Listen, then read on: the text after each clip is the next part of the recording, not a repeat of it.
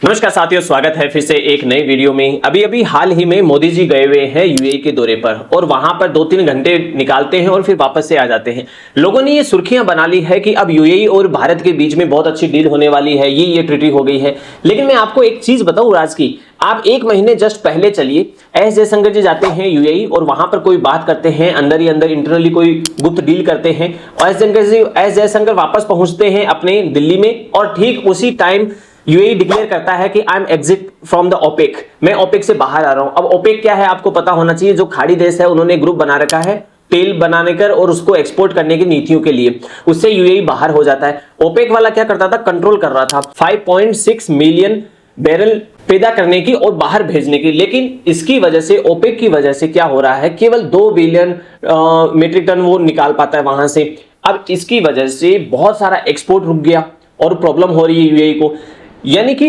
अपने आप को कंट्रोल करने जैसी सिचुएशन थी, तो ओपेक से बाहर हो गया।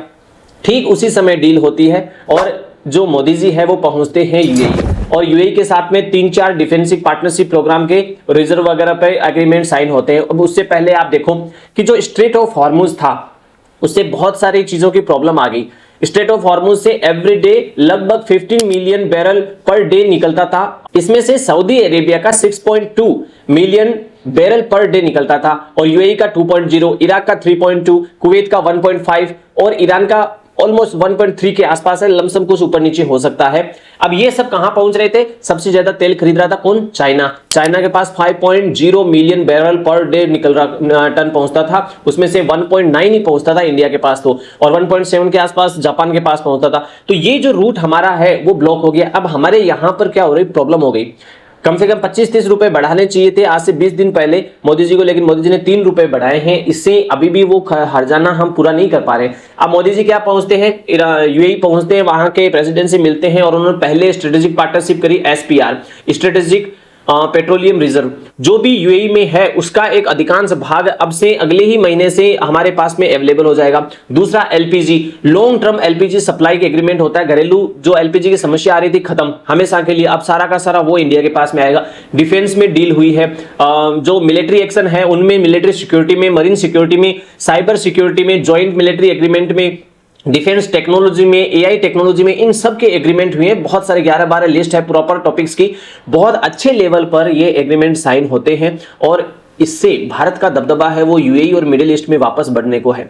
चाहे ट्रंप कितना ही झोल कर ले, लेकिन ये एक दूसरे के साथ में रहने वाले हैं। क्यों? क्योंकि एवरी डे जयपुर से, नागपुर से, यहां से कार्गो है वो यूएई के लिए जाते हैं। यदि हम एक दिन कार्गो बंद कर दें, अपना एग्रीकल्चर का प्रोडक्शन उनके लिए बैन कर दें, तो यूएई वाले दूसरे दिन की सब्जियां नहीं बना सकते, ये हालत है। तो वो लोग क्या करेंगे, $5.6 बिलियन हमारे यहाँ इन्वेस्ट करेंगे सिक्योरिटी में, हमारे साइबर सिक्योरिटी में, ज्वाइंट मिलिट्री ट्रेनिंग में, डिफेंस टेक्नोलॉजी में, एआई में। हम लोग क्या करेंगे, उनसे रिजर्व जो पेट्रोलियम वगैरह है वो उन पे डील साइन हुई है कि वो अभी से शुरू कर दे।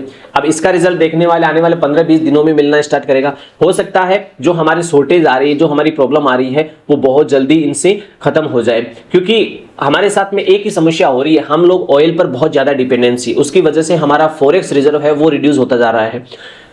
2 ही कारणों से हम इनको पीछे कर सकते हैं, या तो हम पूरे इलेक्ट्रिक सिस्टम पे आ जाए और अच्छे लेवल पर इलेक्ट्रिक यूज करने लग जाए, लेकिन वो भी पॉसिबिलिटी है नहीं क्योंकि उसके ऊपर भी गवर्नमेंट ने इतना टैक्स लगा रखा है। 1 रुपए की चीज है वो 10 रुपए की हो रखी है। तो या तो आप इलेक्ट्रिक पर आ जाओ या इसका कंजप्शन कम कर दो, या फिर अपने शोर्स बना लो। अब कंजप्शन कम नहीं हो सकता तो इन्होंने शोर्स बनाना स्टार्ट कर दिया कि हम ईरान से नहीं खरीद सकते, पर यूएई तो हमारे लिए अवेलेबल हो सकता है, हम सब चीजें हैं वो यूएई से खरीद लेंगे।